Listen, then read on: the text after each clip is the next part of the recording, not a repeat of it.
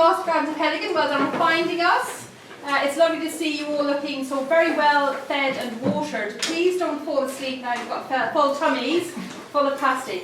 My name is Marianne. I've got the job of just saying hello to you and doing a little bit of housekeeping first of all. So there are no fire alarms planned for tonight, so should the alarm go off, out you go that door or the way that we came in. If you need the loo, it's out that door and round to the right. I would say it's quite a long walk. Don't leave it to the last minute. And if you need, there's obviously hot drinks still there and pasties out there should you need sustenance through the evening. So my role here, apart from kind of keeping you all safe, is introduce the Future Farming Resilience Project.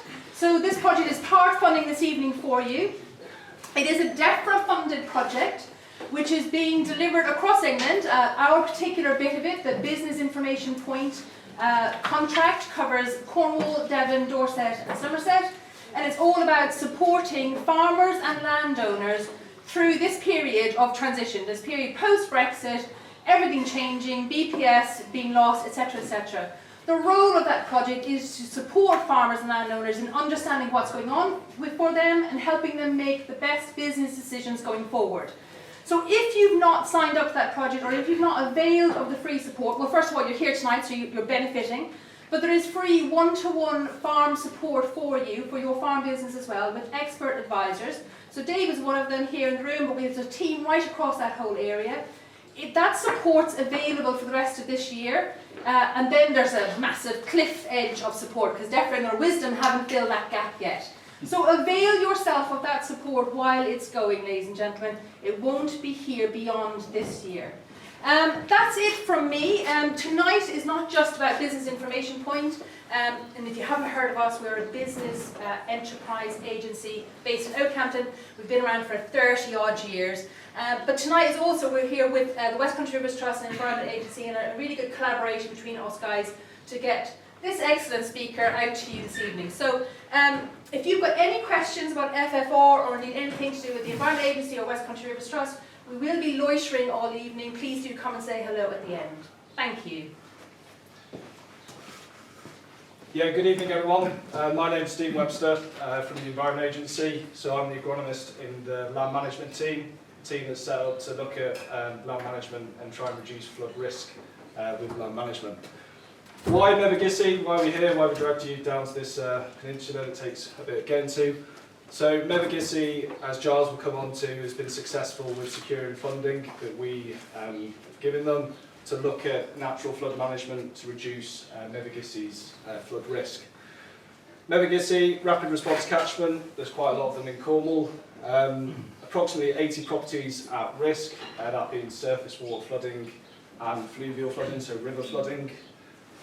It's quite a complex catchment, is Mevagissey, because there's culvert sizes going through Mevagissey, southwest water infrastructure. There's quite a lot of other factors at play that increase the flood risk. I appreciate a lot of you aren't from Mevagissey catchment, so I just wanted to quickly put on some statistics about wider Cornwall. So in Cornwall, there's about 5,000 properties at risk from flooding from the sea. Land management isn't going to do anything for that. 12,000 properties at risk of flooding from rivers, and approximately 20,000 properties at flood risk from surface water flooding. Land management can play an important factor in trying to reduce flood risk for those two numbers. Quite important to say that we're not just relying on land management. We appreciate that it's a range of different issues, so road runoff being one of them. But sort of zooming in on land management and trying to do the best job we possibly can is quite an important part of why we're here. I'll pass over to Giles just to run through quickly on what WRT are going to be doing in the catchment, and then we'll crack on with Joel, really. Cool. Yeah, we'll say thanks Stephen, and thanks yourself and Marianne for helping to set up. I'm going to see all those parts of it. So we were kind of good timing because we're looking at running another Devon Cornwall Soils Alliance event, and also had this as well to think about, so those kind of things came together. As Steve mentioned, we've got a couple of natural flood management projects. So kind of on the current one at the minute is resilient catchment communities. That's looking at 6 sort of demonstration sites across Cornwall. One of those hopefully in the Mevagissey catchment. That's kind of effectively trying to set up NFM is something people can have a look at, look at what's working, what's not working, helps getting on and coping. And then the next one, which is kind of starting kind of now and goes to March 27, is Climate Resilient Megagizi. And that's got several elements, including looking at soils, soil structure, opportunities to slow the flow in the catchment, that kind of thing, along with some other parts as well. And in a nutshell, they're both trying to sort of build resilience within the catchment, whether that's mainly flooding, but also things like drought, trying to improve water quality, improve aquatic habitats, and also as part of that, quite importantly, trying to increase kind of community understanding and provide a little bit of support about what's going on, what could be done, what are the options, considering catchment nitrate solution soils as a potential option to help mitigate that. And that's about it really, so happy with that, I'll pass over.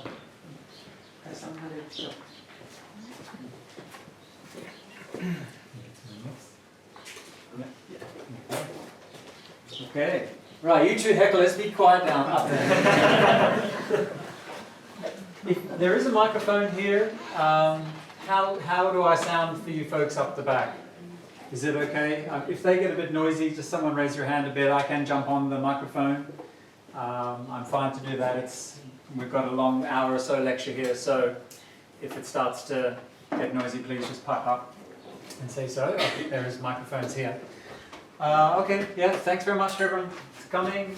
Welcome to everybody. Oh, look, they just left. Okay, the birdies just left. All right, very good. And thank you very much to all of the organisers, for Stephen and Miles, and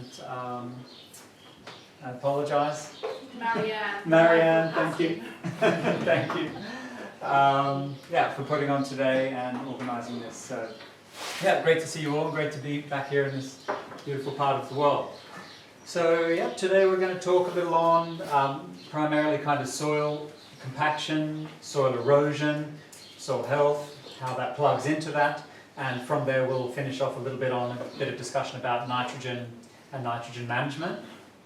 For those of you who are not familiar with me, I am originally from Australia, but I also am half Welsh, so don't hold that against me.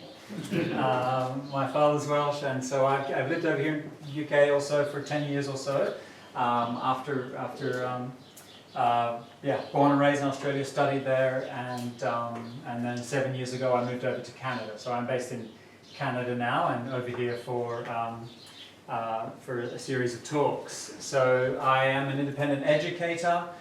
So this is really what I do, is what you're seeing here today. I do a bit of consulting and that kind of thing, but it's primarily running workshops and education sessions like this, just providing information. I don't have anything to sell, just sharing some of the ins and outs of the world of soil with you all. So feel free to chime in with questions as we go along. I'm happy to be stopped. We do have kind of a formal question time at the end, so I think maybe if we can leave the bulk of them to the end there, but if there is something you just want to pick me up on or clarify, a particular word on the slide or something rather, feel free to chime in. I'm very happy to take some questions as we go along.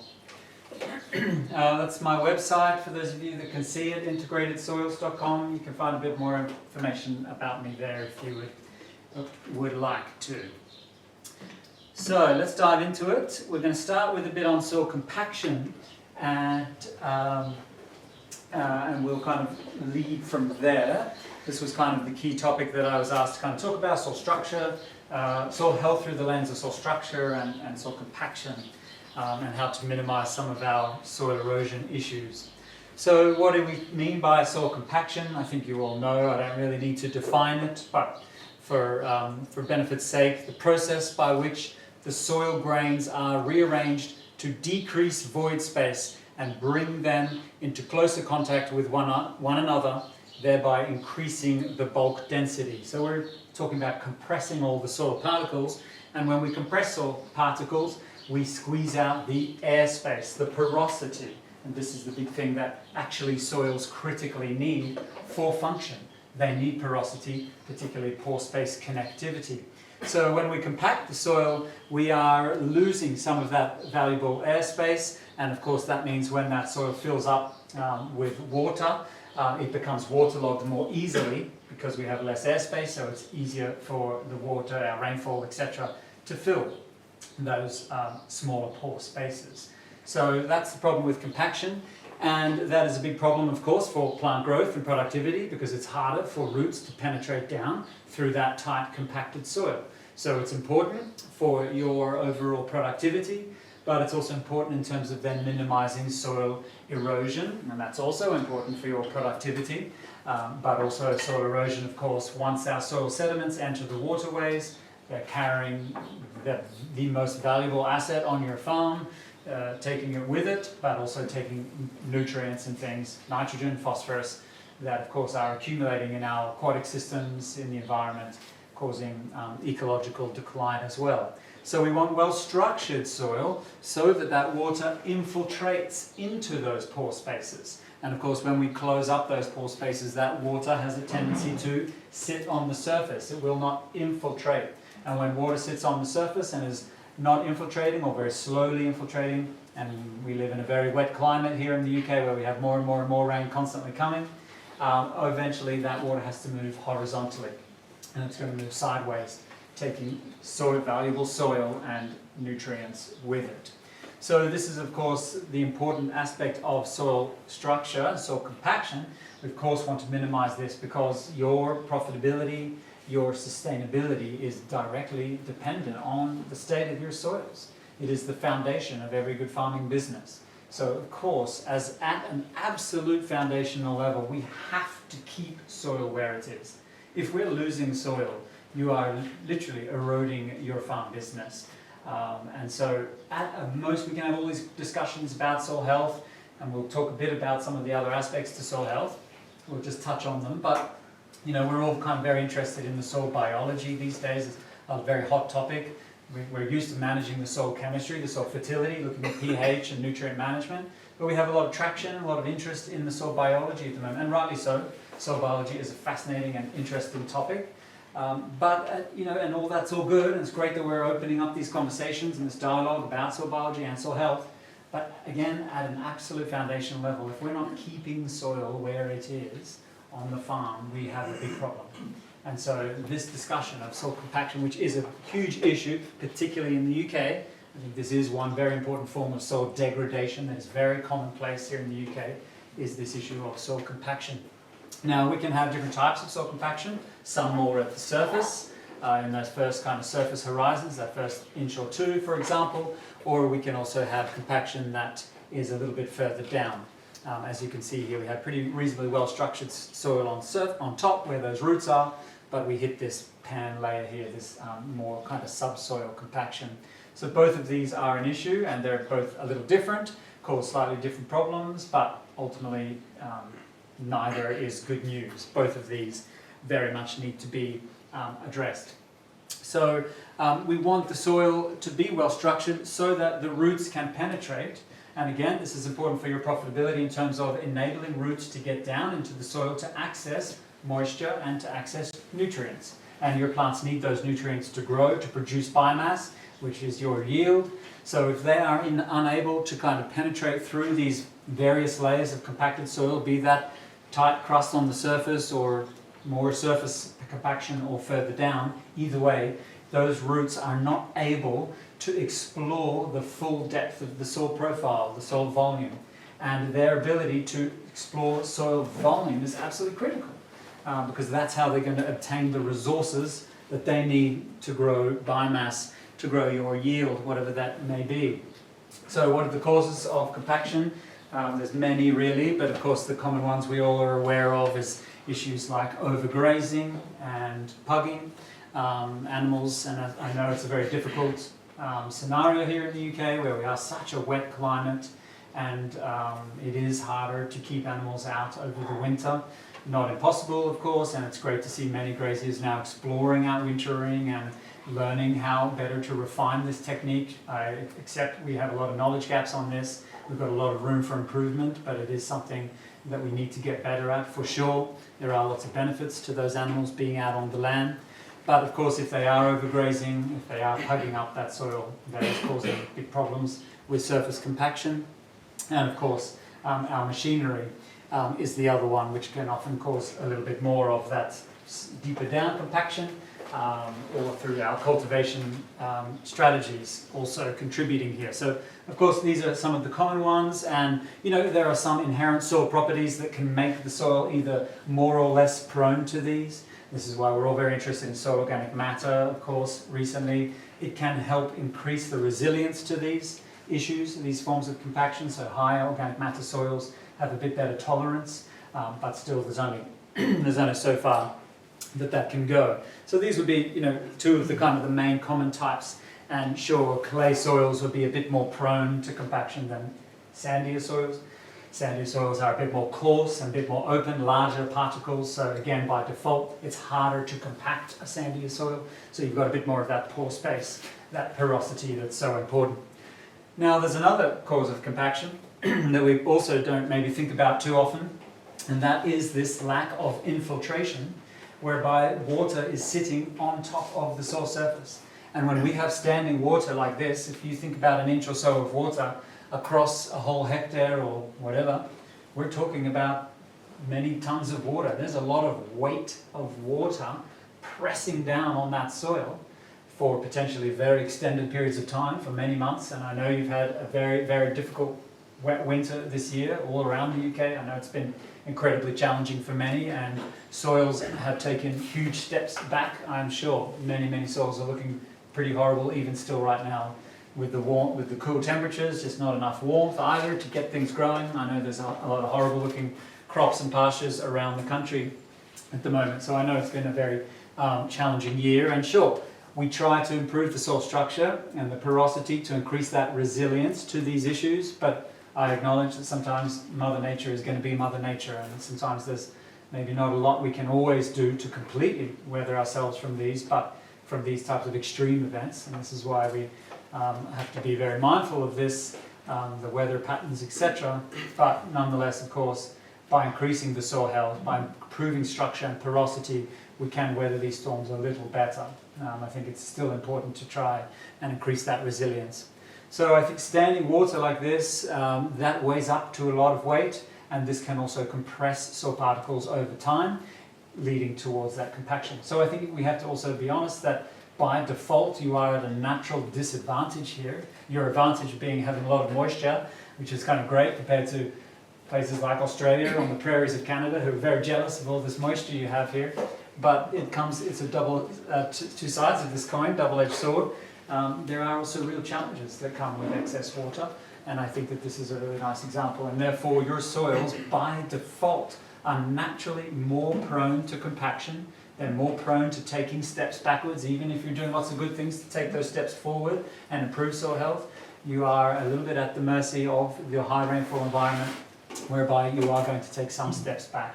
So what's important is, okay, we acknowledge that we have to make conscious effort also to then take those steps forward. So the key idea around improving soil structure, there's many aspects to this, and we're going to explore a few of these. But the first one just to kind of talk about is this point about how do we improve that porosity, that all-important porosity in which we have pore space for that water to actually infiltrate and get down so that it's not sitting on the surface. And we have to then talk about this process of aggregation. And aggregation is the process of which soil particles then are stuck together and clumped together, primarily through biological processes, through the soil biology who help to facilitate this process. And by default, when we aggregate the soil, when we pull soil particles together, particularly through this biological process, that many of those organisms in the soil, the bacteria, the fungi, these types of things, they release a lot of gluey substances, sticky substances as byproducts as they grow and do what they do, as they feed and reproduce and do all of their various functions in the soil. They are excreting all sorts of digestive enzymes that help them feed, but also other sticky type compounds. So they play a very important role in sticking soil particles together, aggregating soil. And when we aggregate soil, by default, we have in between those aggregates, we have that pore space. And it is that, again, that pore space that is the key thing that we're looking at. So we have all sorts of measurements. We can kind of look at aggregates and aggregate stability. So some of the aggregates can be very strong and well glued together, tightly bound, very stable. But other aggregates can form, but then can more easily break apart. So it's not just about forming aggregates, it's also about the stability of those aggregates, or how well they are glued together is also an important aspect, and I'll show you a nice photo of that just in a second. So we can do tests, we can pull up, we can dig, we can do spade tests of looking at soil structure, looking at aggregates and how well they're formed. We can pop some of these aggregates into water and see how well they're glued together or how easily they flake apart or slake apart. And so this is an important measure of the soil property, of soil health, is the aggregate and the aggregate stability. But I want to also just share with you a quick quote from this paper, which was looking at soil structure and its importance in driving and governing some of the soil functionality. And that word soil function is what you really want out of soil as farmers. You want it to perform functions of taking in water, holding in water, functions of making nutrients available, cycling nutrients, delivering those to the soil, functions of holding on to carbon, atmospheric carbon, storing that carbon. Soils perform all sorts of different functions, both that are important for your productivity, for farm, and also functions that are important for public goods in terms of minimizing flood mitigations and carbon sequestration, all of that other discussion. So in terms of the soil function, it has broad implications directly and indirectly for you. And this is a great study, a review paper that's just exploring some of the soil structure, some of the importance of the soil physics as indicators of soil function. And I'll just read you a quote here. We highlight the greater relevance of the pore network characterization as compared to the aggregate perspective. So we often talk about aggregates, but what they're saying is that we emphasize that actually it's a lot of the pores, the pore space, that really brings a lot of this functionality. So we identify the porosity, the macroporosity, the pore distances, and particularly the pore space connectivity, how well those pores are all interconnected. And this is derived from various imaging techniques that they do this, and they identify as this being the most relevant for several indicators of soil functions. So although we often talk about aggregates, and they are very important, this paper here is suggesting that actually it's the porosity, which does come by default with good aggregation, but it is the porosity and the pore space connectivity that is absolutely very, very key in driving some of these functions that you're all looking for. So how do we alleviate some of that compaction? Okay, some obvious things here, machinery, trying to minimize our passes, for example, or can we use more tires, wider tires, less pressure, some of the machinery tweaks, tire pressure tweaks that we could look at. Things like controlled traffic farming. This is also maybe very relevant in an arable and cropping context. That is a general rule, just trying to reduce the number of passes from machinery. In a grazing context, can we reduce the frequency of grazing passes? Can we give those pastures more time, longer time for recovery, and therefore keeping the animals off the land for longer periods of time, which gives pastures more time for recovery, which is more biomass growth above ground, which is also more biomass growth below ground. More above ground, more below ground. And it is the below ground carbon, the root material, the root mass, that is so key in restructuring, re-aggregating, improving the soil physical condition, and holding that structure, preserving that structure. It's roots that much more directly are the key to improving soil structure. So if we can reduce our grazing frequencies and give plants more recovery time between grazing events, this also helps them keep and maintain soil structure. Of course, keep off wet soils, obviously, maintaining residue on surface. So providing a bit of a mulchy litter layer, a bit of cushioning. And again, I think it's great that we're having the discussion these days about multi-species pastures. I think there's a lot of benefits to those. I'm going to talk about them briefly at the end. But some of our also other kind of thatching type grasses are also still very good to provide a little bit of that extra mulchy cushioning type effects. So I think we still need a good grass component in our mixes as well to provide some of that soil protection. Build soil organic matter. Anything that you can do to build soil organic matter, be that through more compost, manures, FYM amendments, and as I'll talk about, growing more roots. The more you can build your soil organic matter, this also helps to provide more of a cushioning effect to compaction, more of a sponge-like effect to those compaction events so that the soil can recover. So soils that do have higher organic matter do have greater tolerance, greater resilience to some of those compaction events. So anything we can do to build carbon is always good. Okay, now we can also do some treatment, symptom treating, like aeration, like some deep ripping. I'm not opposed to some of these mechanical interventions. As a general rule, yes, we want to try and minimize soil disturbance, but I think that strategic cultivations or strategic interventions can play a role. And I'm okay with some aeration, with some ripping, but you just have to acknowledge that that is not the root cause of your problem. You're not addressing the root cause by these strategies, these practices. They help to alleviate the symptom, yes, and they can be valuable pieces of the puzzle. But in terms of addressing the root cause of our compaction and tight soils is a lack of roots. And we're going to talk about this in a second. So this is what we also need to focus on more long term. And then anything in terms of wider rotations in the arable context, more diversity, more deeper roots. And deeper roots are a really important piece of this discussion about holding and preserving soil structure. And that's what's so important. Typically, what we of course see in the growing season as we emerge out of spring and dormancy, etc. The more those plants grow, the more taller biomass that we achieve, the deeper roots that we kind of generally mirror. But of course, when we have compact soils, well, those roots are not able to extend down into the deeper soil horizons. And so over time, yes, that compaction layer is a problem, makes it harder for the roots to penetrate, which is equally then a double-edged sword, a vicious cycle here, because then those roots can't get through and also solve the problem, correct the problem, but also then maintain that soil structure. So through that growing season, if we have compact layers, we're not getting full root expression, full below ground expression, and that is what you really need to be maintaining the soil structure. So it is a big problem in terms of then preserving or holding on to that soil health from a physical point of view. So just as an example, yes, it is these visual example to what I was just saying. Yes, it is the below ground carbon that is so key. And this kind of image just portrays this really nicely. We can see all those roots, the different root types, the different root architectures, different root depths. But of course, as those roots are penetrating through that soil, they're growing, they are restructuring that soil, they are leaving channels and tunnels. Some roots grow and die, there's a lot of root turnover, so some roots will grow and die and leave, again, aeration, channels, tunnels, porosity, as we've talked about. So it is the deep roots that grow down through that soil that do the restructuring.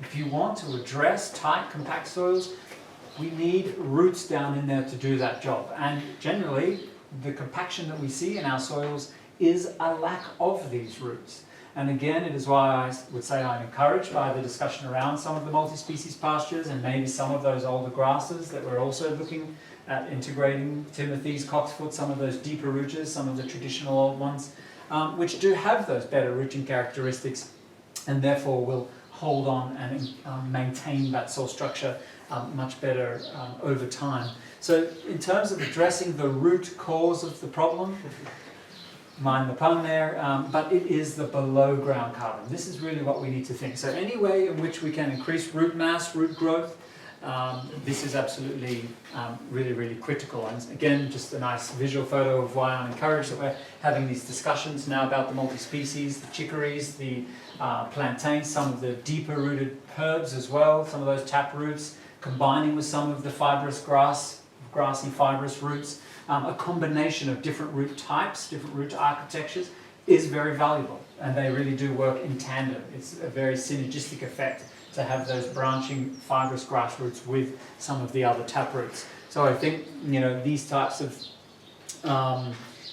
mixes and things, I know that there's also, look, they're also not perfect. They have some challenges. I know they're not perfect. I acknowledge we've got some knowledge gaps and some learning to do on optimum ways of establishment and how to establish these with minimal intervention, how to keep some of the species persistent over time. I know some of them have a tendency to die out and be smothered out. So look, I acknowledge that it's an emerging idea or concept. Emerging, I use that word loosely, it's something we did used to do. If you look back at some of the old agriculture books that we're maybe rediscovering and refinding. But I acknowledge, there's some learning curves, blind spots here, but I think that the fact that we're on this discussion now, that it is on the table, it is at the table, is a very important step. Because now we can fine tune how to really optimize those from your productive point of view, but also your soil health maintenance point of view. And they do bring a lot of those benefits because of the below ground carbon, because of those roots. So I'm making this suggestion here that roots and lack of roots has been a big contributor to our soil structural decline.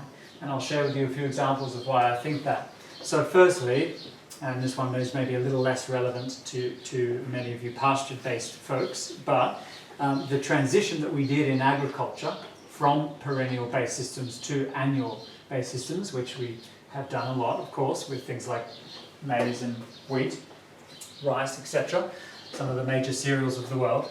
That shift from perennials to annuals was a major driver in producing less root matter, less below ground carbon.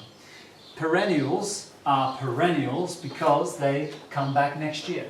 And that means that they invest more heavily in roots, because then they need the storage and the reserves in those roots that they will then draw from in the spring and regrow and recover that following year.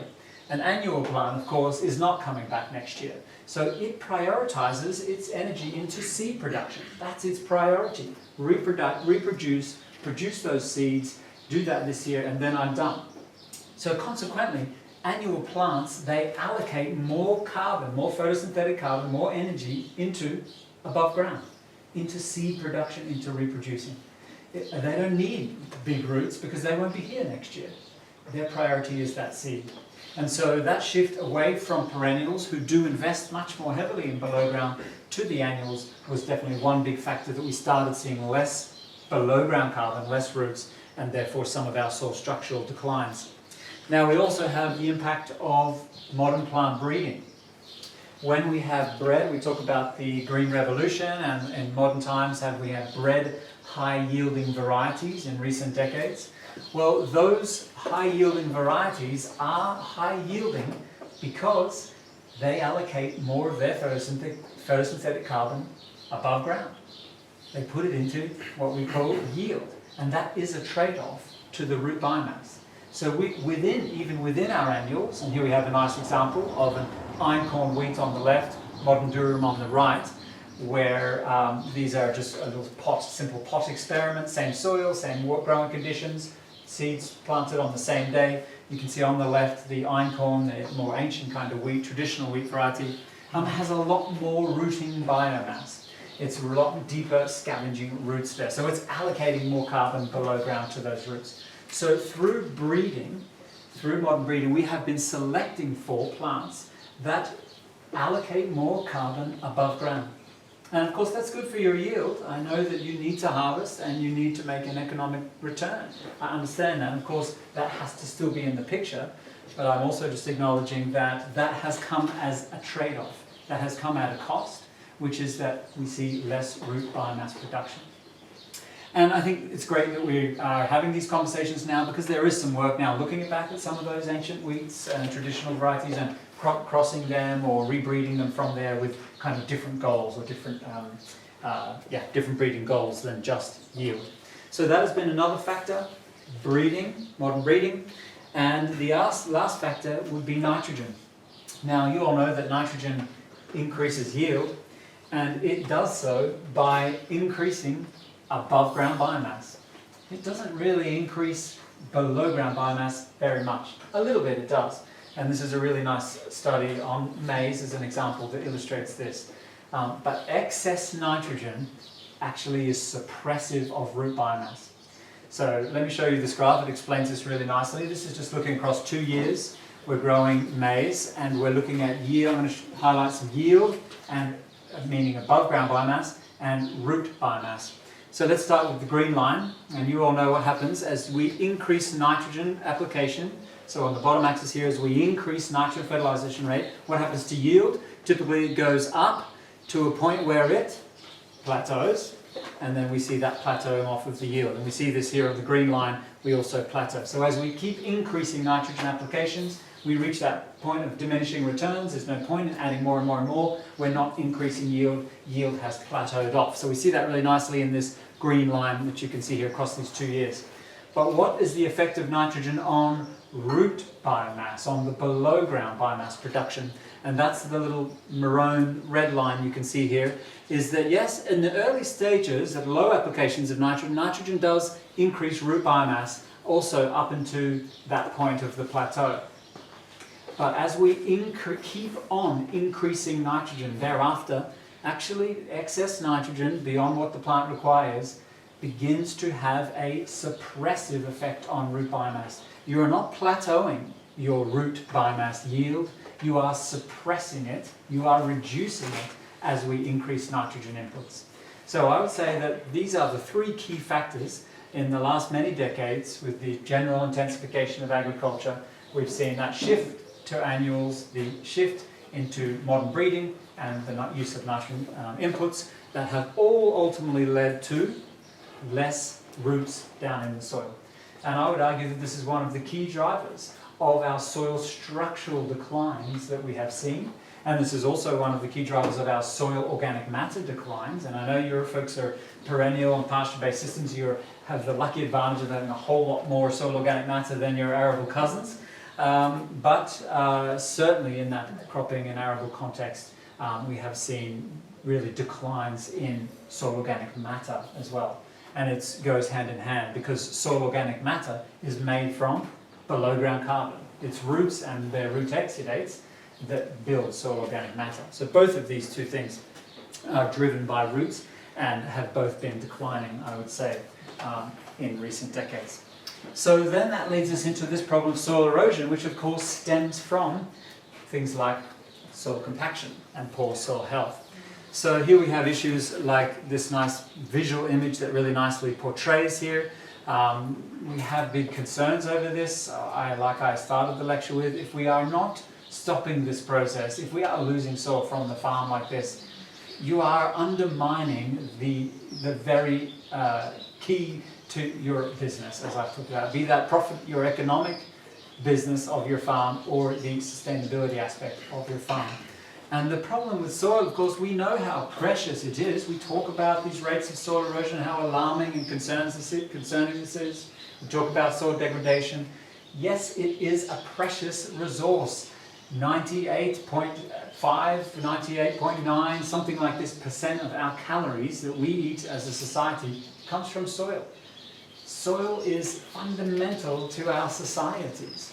Of course we need it, and when we are losing it at these alarming rates, it is cause for concern. But something so precious can also become a pollutant when it is in the wrong space, in the wrong place. So when that same precious resource that is the essence of life, brings so much life for us, for all of the terrestrial ecosystems, when it is in the waterways, of course it is enriching those waterways. Nitrogen, phosphorus, other contaminants, sediments, etc. And we are degrading the quality of our environment, of our aquatic ecosystems particularly. So it is this conundrum, something so precious can also be such a terrible pollutant. So yes, we do need to keep it, again, on the farm. And so this issue of soil erosion is a big, can often start with things like soil crusting, so the soil surface condition. So yes, infiltration, I've touched on the porosity here already. And this is really the key. When we have rainfall, we've got to have good soil surface condition so that that rainfall can penetrate in and then trickle down through those pores. So when we have problems like surface crusting, like you can kind of see here or here, this is absolutely a key driver of soil erosion. How is the water supposed to penetrate through that poor quality surface? And so the surface condition here is really important. So how do we improve the soil surface condition and prevent some of this capping, the sealing that we often see? And there are many causes of this. Things like sodium, high salty soils or sodic soils have a very high tendency for this. It's got many different causes, but just some of the the two key ones that I want to emphasize here would be soil protection, soil armor. And this is why that's such a successful or central part of the soil health principles. Keep the soil covered, either with mulch, with litter, or with green plants, with living roots. Absolutely, this is a key part of the soil health principles. Keep that soil protected, soil armor.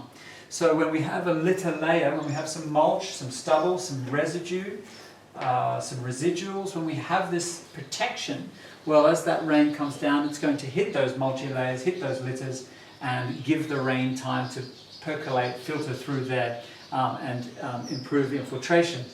But when we have bare soil, of course, we have that soil highly exposed to those raindrops. Those raindrops will hit with impact. We are dislodging the soil particles here, as you can see, depicted here, and ultimately this is going to loosen up those soil particles and support that horizontal process of erosion. So litter, so soil cover. Soil cover is absolutely key, and that's very important, I think, in an arable context, but in a pasture-based context, of course, you're a little bit lucky as well, because the other part of soil cover is green plants. And those green plants are also excellent. Soil litter, soil stubbles, etc. Yes, this is valuable, that residue carbon, it's very valuable, it's good for soil protection, but living roots, green plants and living roots, provide the added benefit of protecting and covering that soil, plus they are green solar panels capturing sunlight, breathing in carbon dioxide and fixing carbon, putting that carbon down to the roots, bringing that carbon or that energy down into the soil to drive some of those benefits or changes to the soil health, the chemistry, the physics, the biology, for example. So yes, remove green plants, remove soil cover, and again, obviously, we are very prone to that soil erosion. But again, it depends on the certain state of the soil, or certain properties or condition of the soil, and how well that soil is aggregated, or the aggregate stability of that soil type is also very important. So some soils do have higher tendency, higher erodibility, higher tendency for that soil erosion. Now I'm going to come back and talk about aggregates in just a second to kind of expand on how we preserve those and strengthen those. So how do we prevent some of the soil sealing, which is a big part of the soil erosion? Again, just trying to minimize some of those soil disturbances. And again, I'm not opposed to some strategic intervention here. I know there's a practical reality to this, but I think we can all embrace the minimize tillage mantra. Just try to minimize it. Again, keep the residues on the surface, as I've just mentioned. Keep that soil covered. Building soil organic matter. And that's true, yes, at surface, but also through that profile. So sure, anywhere in which you can use your manures, your compost, etc., or in an arable context, trying to keep that soil covered with cover crops after harvest or companions. Any of that kind of discussion I think is very important to keep that soil covered with green plants. We want dense root systems, so choosing plants that have those deeper roots, nice dense root systems to penetrate through the soil and hold soil where it is. It is roots, again, that are directly responsible for holding soil in place. So again, the more roots we can grow, the improvement we see in terms of soil stability. And also things like calcium. So calcium is an important nutrient for soil. That's why we talk about the use of lime or gypsum. It's not just for pH, although that's a piece of the puzzle. Calcium as a nutrient is a very important nutrient for improving the soil structure, for supporting that aggregation process. It flocculates the soil, meaning it means, that word flocculate means that calcium helps to open up the soil and helps to support some of that porosity, some of that airspace between soil particles. So calcium is important not just for pH, but for a nutrient for the soil, which improves the soil structure. Calcium improves soil structure. So then how do we prevent erosion? Equally along those lines, okay, keep that soil covered, minimize bare soil, minimize that soil disturbances, as we've touched on, same as the surface sealing protection. Avoid overgrazing, and again, I've mentioned this already, give pastures a nice long recovery as long as you can within your context. Whether I know some of the beef farmers might have a bit more leniency to give slightly longer recoveries, maybe a bit less so in the dairy context, but whatever your context, try to work on extending those recovery periods, because that's what's going to give you more time for more root growth. Yes, roots can get down deep, but they need time to do that. So the longer recoveries, as long as you can within your context, is going to help. If we do need to disturb that soil, cultivating with the contours, maybe not directly straight up and down the hillsides, can we cultivate more across? Think about some of the buffer strips, non-productive plants You may think that that's taking land out of your producing area and it's going to hit you economically, but having buffer strips close to waterways to catch soil, to catch nutrients, is fundamental. If you have any kind of a slope, if you are prone to erosion, you might think you're taking land out of production and that's less land that you're farming and making an income from, but again, if you're losing soil, you're not going to have a farm, you're not going to have income moving forward if you keep doing that for long enough. So yes, invest in buffer strips, this type of thing, field margins, grassy strips, etc. All of those things, hedgerows, things to keep soil in place and catch soil if we do lose it.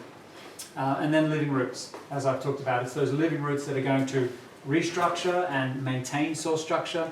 So perennials especially is relevant here, but cover crops, winter crops, for those of you in the annual arable context or do have some arable in your rotations.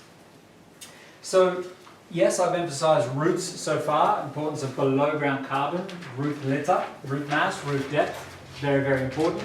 But also the thing about living roots is that we have these root exudates, and this is liquid carbon, this is photosynthetic carbon, some of the sugars that are fixed through photosynthesis that are very small compounds, highly digestible. They pass through the plant's sap down to the roots and they are exuded out of the root system.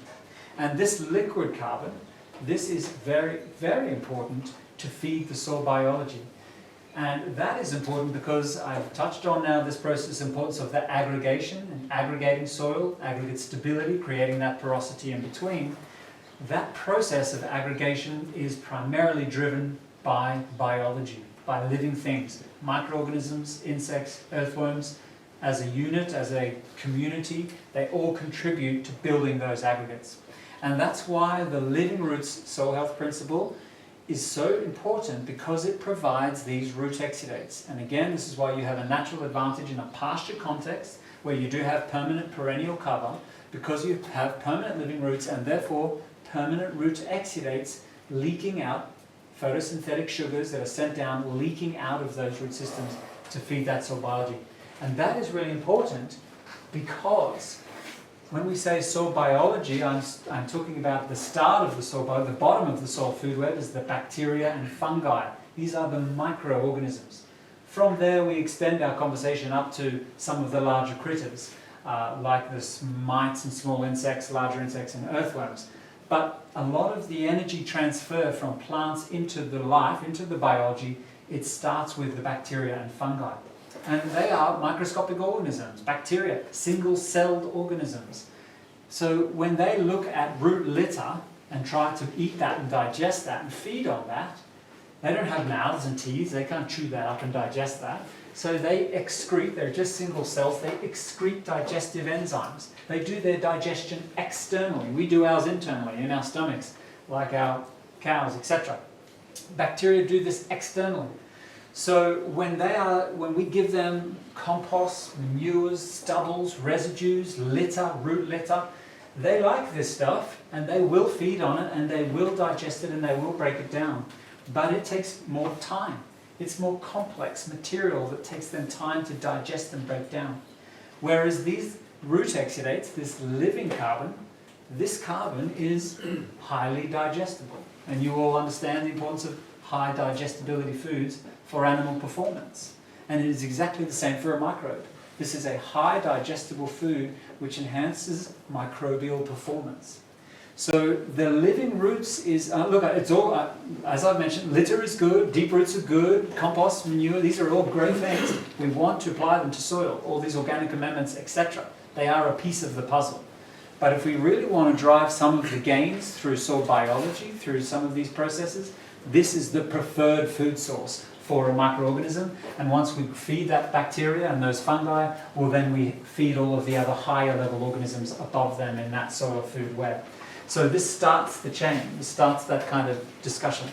And that's why root exudates are so important, because they have high digestibility to feed soil biology, and aggregating soil is a primarily biological process. Calcium plays a bit of a role here, I'll talk about this in a second. But it is primarily a biological process. It's the microorganisms, it's the insects, the mites, as they burrow and push through soil and feed and digest and grow and die, do all the things that they do, release these sticky substances.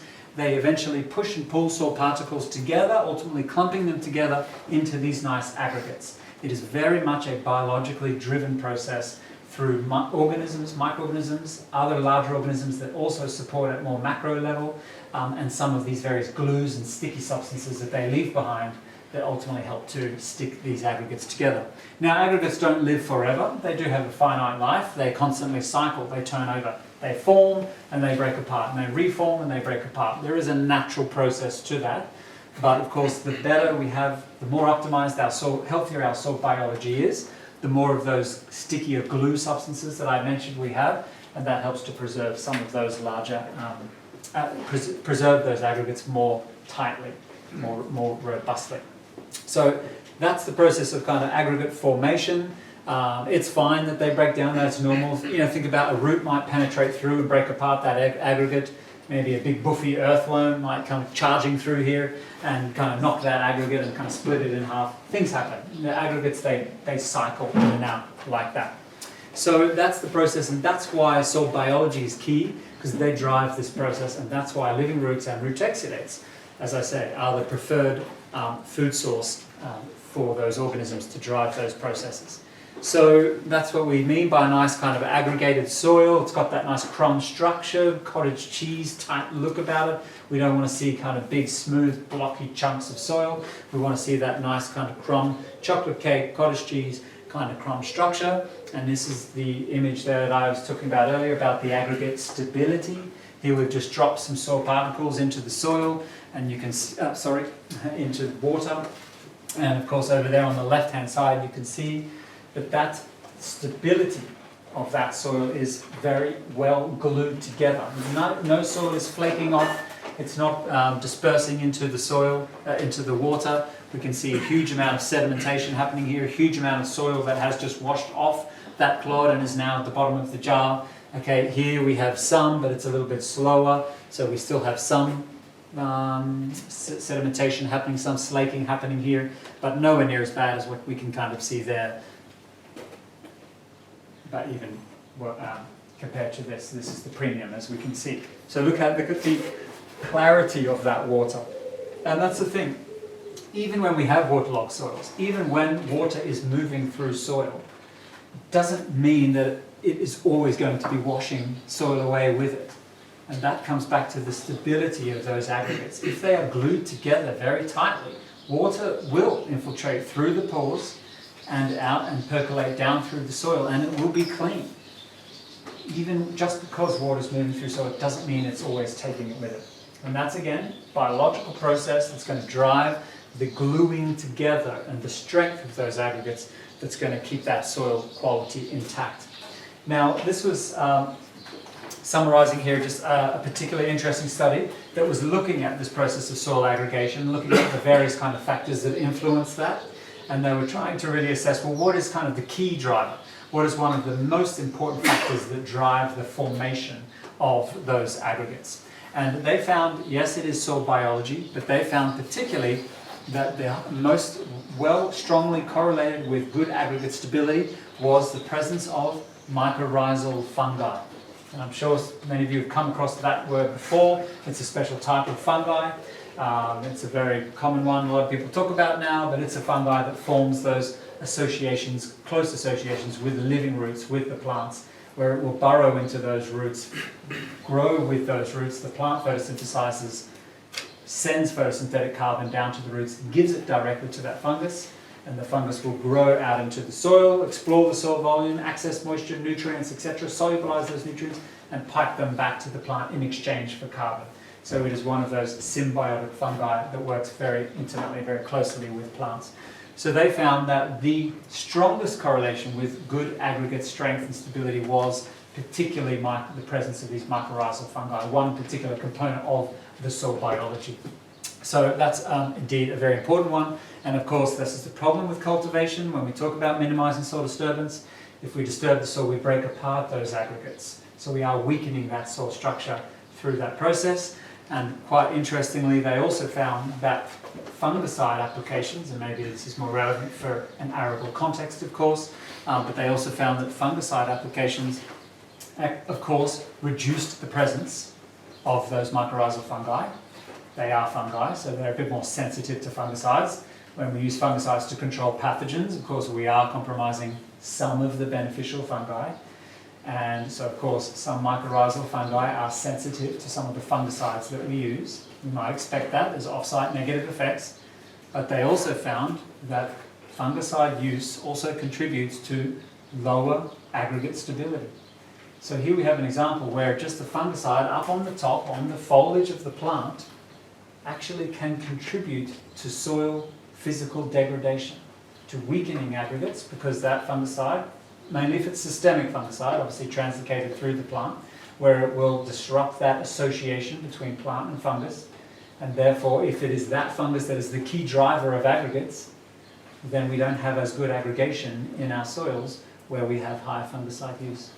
So here we have an interesting example highlighting the interconnectedness of everything, and that's a really nice example of why we do need to think a little bit more holistically in terms of managing the whole system. Let me just quickly return to calcium, just to highlight when we talk about aggregates, we can kind of zoom